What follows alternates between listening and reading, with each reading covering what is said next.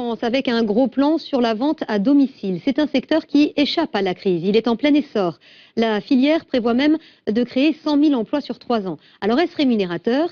Et lorsqu'on est client, est-ce que c'est intéressant? Ce soir, c'est Franck Hédard qui répond à toutes vos questions. Alors, depuis quand le concept de la vente à domicile existe-t-il, Franck? Ce mode de vente vient des États-Unis. Il a vu le jour après la crise de 1929. En France, la vente à domicile, aussi appelée vente directe ou vente en réunion, a longtemps véhiculé une image ringarde.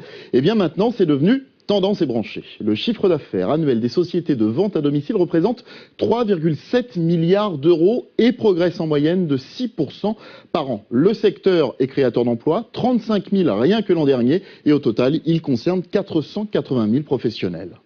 Deuxième question, combien rapporte la vente à domicile aux vendeurs? Les vendeurs qui ont le statut de VDI, vendeurs à domicile indépendants, sont rémunérés à la commission entre 20 et 35% par vente. En général, les vendeurs réguliers peuvent espérer gagner l'équivalent d'un SMIC plein temps. À en croire les statistiques de la Fédération de la vente directe, les vendeurs sont en majorité des femmes, à 77%, et 90% des vendeurs effectuent cette activité à temps partiel. Il s'agit donc souvent d'un complément de revenus. Alors si l'aventure vous tente, méfiez-vous des entreprises qui vous demanderaient de suivre une formation payante ou bien réclameraient un droit d'entrée abusif avant de vous lancer dans la vente de leurs produits. Elles sont souvent peu sérieuses.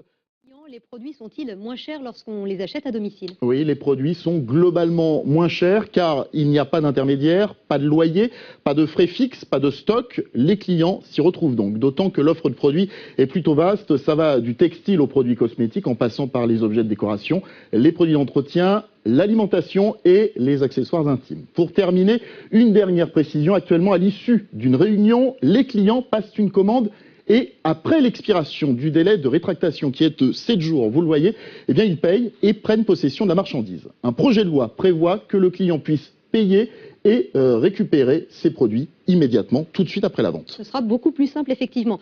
Plus d'informations sur notre site m6actu.fr. Merci Franck.